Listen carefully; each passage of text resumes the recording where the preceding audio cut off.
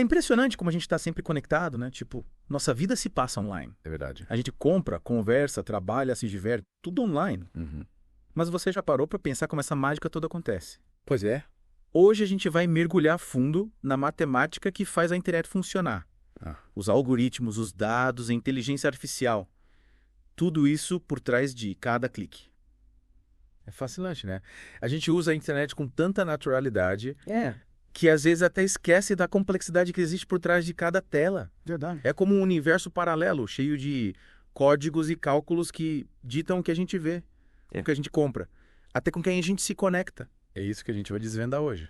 Exatamente. A gente vai mergulhar nesse universo e entender como essa matemática invisível molda a nossa experiência online. Legal. E por onde a gente começa? A gente vai começar desvendando o poder dos algoritmos. Algoritmos. Isso. Aqueles códigos que definem o que aparece no nosso feed, nas nossas buscas, nas nossas recomendações. Entendi. Tipo, quando a gente pesquisa alguma coisa e a internet parece que adivinha o que a gente quer. Exatamente. Lembra daquela vez que a gente conversou sobre Aspirador de pó robô. isso? No dia seguinte, sua tela estava lotada de anúncios de aspiradores. Pois é. Era algoritmo em ação. Com certeza.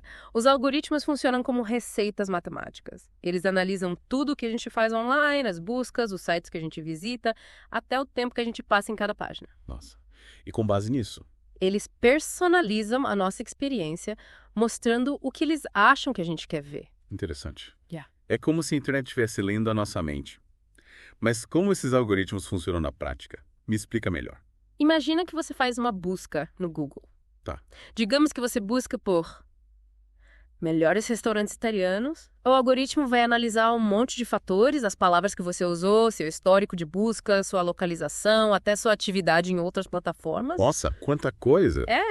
E em frações de segundo ele te entrega uma lista de resultados. E essa lista, teoricamente. É o que é mais relevante para você. Então, por trás de uma busca simples, tem um cálculo super complexo acontecendo. Exatamente. E essa lógica dos algoritmos, ela se aplica a outras áreas da internet. Com certeza. Pense nas redes sociais, por exemplo. A ordem das publicações no seu feed, as sugestões de amigos, as páginas que você curte, tudo isso é definido por algoritmos. É mesmo? Eles analisam quem você segue, o que você curte, o que comenta. Sei. E te mostram mais do que você já demonstrou gostar. Ou seja, a gente vive numa bolha. É uma bolha personalizada, onde tudo é filtrado pelos algoritmos. E qual o problema disso? O problema é que a gente pode acabar tendo uma visão limitada do mundo, Entendi. sem acesso à diversidade de opiniões, de informações. Faz sentido.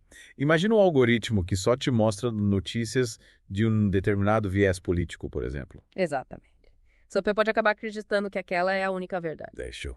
Sem ter contato com outras perspectivas. Isso. Então a internet, que era para ser um espaço de conexão e troca de ideias. Acaba nos isolando em bolhas de pensamento único. E o que a gente pode fazer para evitar isso? A gente precisa ter consciência de como os algoritmos funcionam. Buscar ativamente informações de diferentes fontes. Ser crítico com o que a gente consome online. E procurar diversificar nossos feeds, seguindo perfis e páginas que desafiam nossas crenças. É verdade. No material que você me mandou tem um trecho que fala que a matemática está em tudo na nossa vida. Desde o GPS até o sistema de reconhecimento facial. Exatamente. A matemática está em todo lugar, moldando o mundo ao nosso redor. E entender como ela funciona. E nos dá mais poder para navegar nesse mundo de forma consciente. Falando em poder, tem uma coisa que me deixa curiosa. Essa história de que os nossos dados valem ouro. É verdade isso? Os dados são o petróleo da era digital. Sério? Sem dúvida. Cada interação nossa online, desde uma simples curtida até uma compra, gera informação valiosa para empresas e governos. E essa informação? Daí pode ser usada para diversas coisas, desde marketing direcionado, até em casos mais extremos, manipulação política. Tipo aqueles casos de empresas que usam nossos dados para influenciar nosso voto. Exatamente. A gente viu isso acontecer em eleições pelo mundo, com empresas utilizando dados de usuários para direcionar propaganda política. E influenciar o resultado das urnas. É um poder enorme nas mãos de quem sabe usar. E a gente como se protege disso? A primeira linha de defesa é a informação. Informação. A gente precisa entender como esses algoritmos funcionam, como nossos dados são coletados, utilizados e Quais são os riscos da manipulação digital? É como aprender a ler nas entrelinhas da internet. E além de se informar, o que mais a gente pode fazer? Tem como ter mais controle sobre os nossos dados? Existem algumas ferramentas que podem nos ajudar a ter mais privacidade online. Que tipo de ferramentas? VPNs, bloqueadores de anúncios, navegadores que se preocupam com a segurança dos dados. Entendi. Mas a gente também precisa pressionar por leis mais rigorosas de proteção de dados. É verdade. E exigir transparência das empresas que coletam as nossas informações. Ou seja, não basta só reclamar, a gente precisa se mobilizar. É isso aí. A internet é uma ferramenta poderosa. Sim. Mas quem decide como usá-la somos nós. É. A gente precisa ter consciência do poder que a matemática nos concede Uhum. e usar esse poder para construir um mundo digital mais justo e democrático. E essa conversa não acaba aqui. Na próxima parte do nosso mergulho, a gente vai explorar mais a fundo essa questão do controle dos dados, Isso. da privacidade e do futuro da internet. Prepare-se para desvendar ainda mais segredos da matemática que move o mundo online. Prometo que vai ser fascinante. E a gente continua mergulhando nesse universo da matemática da internet, né? Sim. Você falou bastante nos seus arquivos sobre a questão da privacidade online. E esse é um ponto crucial para a gente discutir. Verdade. A gente entrega tantos dados navegando na internet, né? Pois é. Localização, histórico de buscas, compras, tudo. Esses dados acabam virando um retrato nosso, né? Fica fácil saber quem a gente é, o que gosta, o que pensa. Meio assustador, na verdade. E a gente precisa se perguntar quem tem acesso a esses dados, como eles estão sendo usados e o que a gente pode fazer para ter mais controle sobre a nossa privacidade online. Pois é.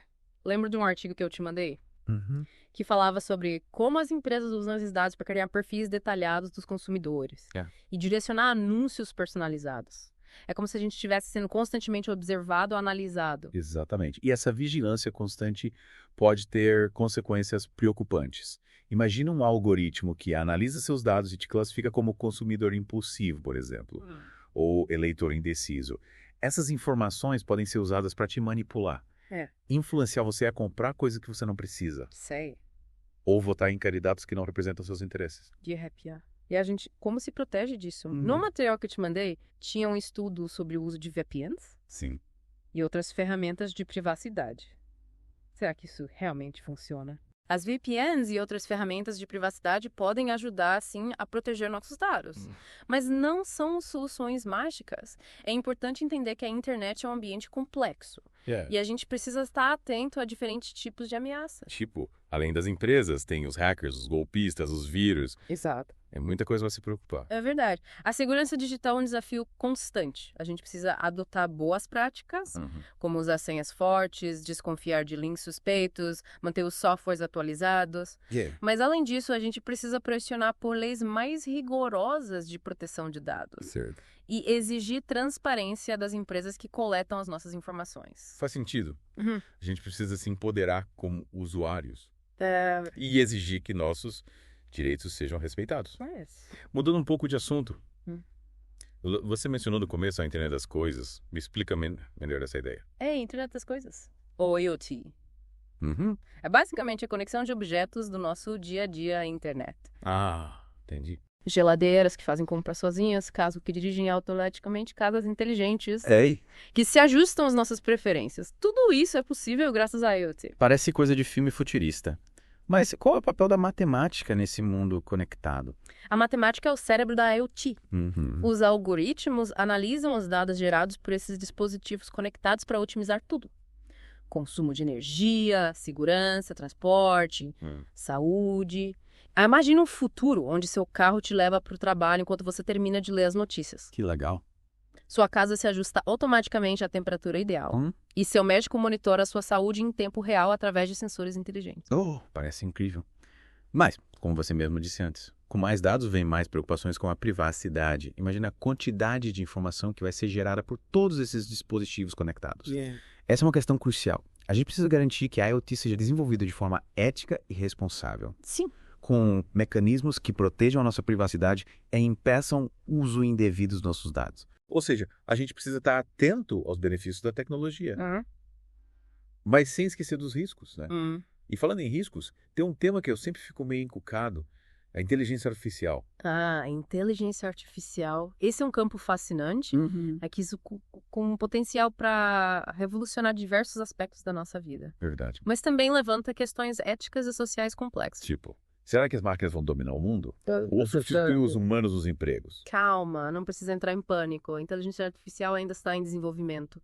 E a gente tem a chance de direcionar essa tecnologia para o bem. Mas, com certeza, a singularidade tecnológica. A singularidade tecnológica. É um ponto de inflexão que a gente precisa considerar. E como a gente se prepara para um futuro em que as máquinas podem ser mais inteligentes que os humanos? Educação é fundamental. Educação. A gente precisa desenvolver habilidades que nos diferenciem das máquinas. Criatividade, pensamento crítico, empatia, inteligência emocional. As profissões do futuro vão exigir cada vez mais essas habilidades humanas. E qual o papel da matemática nesse futuro dominado pela inteligência artificial? A matemática vai continuar sendo a base de tudo. Os algoritmos vão ficar cada vez mais complexos, capazes de analisar quantidades gigantescas de dados e tomar decisões de forma autônoma. A gente precisa entender como esses algoritmos funcionam, para poder controlá-los e garantir que eles sejam usados de forma ética e responsável. E a internet das coisas, como você acha que ela vai impactar nossas vidas no futuro? E a IoT tem o potencial de revolucionar diversos setores. Quais, por exemplo? Da saúde e agricultura, passando pelo transporte e pela energia. Imagina cidades inteligentes que gerenciam tráfego em tempo real. Nossa. Casas que se adaptam às necessidades dos moradores. Legal. Sistemas de saúde que monitoram nossos sinais vitais e prevêem doenças. Parece incrível. Mas também me preocupa um pouco essa dependência cada vez maior da tecnologia. E se a internet cair? E se os sistemas forem hackeados? A segurança digital vai ser um desafio cada vez maior, com certeza. A gente precisa investir em sistemas robustos de proteção de dados e desenvolver mecanismos de controle para garantir que a tecnologia seja usada de forma segura e confiável. E a questão da privacidade, como você acha que ela vai se desenrolar nesse futuro hiperconectado? A privacidade vai ser um direito cada vez mais difícil de garantir. Com a IoT, a gente vai estar constantemente gerando dados. Sobre nossa localização, hábitos de consumo, saúde, comportamento. Nossa. A gente precisa lutar por leis mais rigorosas de proteção de dados e exigir transparência das empresas que coletam essas informações. Ou seja, a gente precisa estar consciente dos riscos. Sim. Mas sem deixar de lado as oportunidades que a tecnologia nos oferece, né? É um desafio e tanto. Com certeza. O futuro da internet é uma página em branco e a gente tem a chance de escrever essa história. Mas a gente precisa fazer isso de forma consciente, ética e responsável, para garantir que a tecnologia seja usada para construir um futuro melhor para todos. Matemática da internet, da inteligência artificial, de tudo isso. No fim, a gente vê que não se trata só de números, né? É sobre como a gente usa esses números para moldar o mundo que a gente quer viver. Exatamente. A matemática é uma ferramenta poderosa. Sim. Mas quem decide como usá-la somos nós. E a gente precisa usar essa ferramenta com sabedoria. É verdade. Para construir um futuro mais justo, mais sustentável e mais humano para todos. Nossa, quanta coisa a gente explorou nesse mergulho, né? Pois é. E ainda tem mais. Na próxima parte, a gente vai se aventurar no futuro da internet e imaginar como essas tecnologias vão evoluir. E quais desafios a gente vai enfrentar. Prepare-se para uma viagem no tempo. Chegamos na parte final do nosso mergulho na matemática da internet e agora a gente vai se aventurar no futuro. Uma viagem no tempo. É isso aí. A gente vai tentar prever como essas tecnologias vão evoluir e quais desafios vamos enfrentar. Me fala, o que te deixou mais curioso nos textos que a gente separou sobre o futuro da internet? Tem um trecho que fala sobre a singularidade tecnológica. Singularidade tecnológica. É o momento em que a inteligência artificial, teoricamente, ultrapassa a inteligência humana. Caramba. Que é um conceito que me fascina e me assusta ao mesmo tempo. Lembra daquele filme Matrix? Em que as máquinas dominam o mundo e os humanos vivem numa realidade simulada. Será que a gente está caminhando para esse cenário? Olha, eu acho que a gente precisa ter cuidado para não cair em cenários apocalípticos, né? A inteligência artificial ainda está em desenvolvimento. Verdade. E a gente tem a chance de direcionar essa tecnologia para o bem. Mas, com certeza, essa tal singularidade tecnológica é um ponto de inflexão que a gente precisa considerar. E como a gente se prepara para um futuro em que as máquinas podem ser mais inteligentes que os humanos? A educação é fundamental. Educação. A gente precisa desenvolver habilidades que nos diferenciam das máquinas. Criatividade, pensamento crítico, empatia, inteligência emocional. As profissões do futuro vão exigir cada vez mais essas habilidades humanas. Sentido. E qual o papel da matemática nesse futuro dominado pela inteligência artificial? A matemática vai continuar sendo a base de tudo. Os algoritmos vão ficar cada vez mais complexos, capazes de analisar quantidades gigantescas de dados e tomar decisões de forma autônoma. Nossa. A gente precisa entender como esses algoritmos funcionam para poder controlá-los e garantir que eles sejam usados de forma ética e responsável. E a internet das coisas, como você acha que ela vai impactar nossas vidas no futuro? A IoT tem potencial de revolucionar diversos setores, da saúde à agricultura, passando pelo transporte e pela energia. Imagina cidades inteligentes que gerenciam o tráfego em tempo real. Que legal! Casas que se adaptam às necessidades dos moradores, sistemas de saúde que monitoram nossos sinais vitais e prevêem doenças. Nossa, parece incrível. Mas também me preocupa um pouco essa dependência cada vez maior da tecnologia. E se a internet cair? E se os sistemas forem hackeados? A segurança digital vai ser um desafio cada vez maior, com certeza. A gente precisa investir em sistemas robustos de proteção de dados. Sim. E desenvolver mecanismos de controle para garantir que a tecnologia seja usada de forma segura e confiável. E a questão da privacidade? Como você acha que ela vai se desenrolar nesse futuro hiperconectado? A privacidade vai ser um direito cada vez mais difícil de garantir.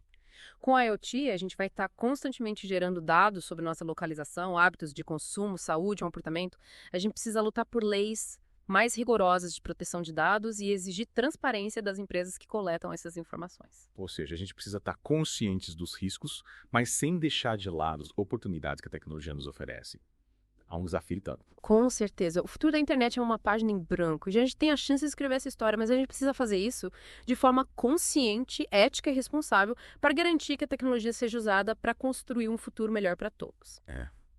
Para a gente finalizar esse mergulho, eu queria te pedir para deixar uma mensagem final para os nossos ouvintes. O que eles podem levar dessa conversa sobre a matemática da internet? Acho que a principal mensagem é que a matemática não é um bicho de 7 cabeças. Ela está presente em tudo ao nosso redor, desde o funcionamento do nosso celular até as decisões que a gente toma no dia a dia. Entender a matemática nos dá poder para questionar, para analisar, para tomar decisões mais conscientes. É verdade. E no caso da internet, a matemática nos ajuda a entender como essa tecnologia funciona, quais são os seus limites e as suas possibilidades.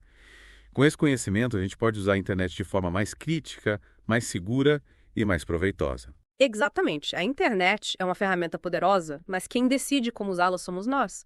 E com a ajuda da matemática, a gente pode garantir que essa ferramenta seja usada para construir um futuro mais justo, mais humano e mais sustentável. É isso aí.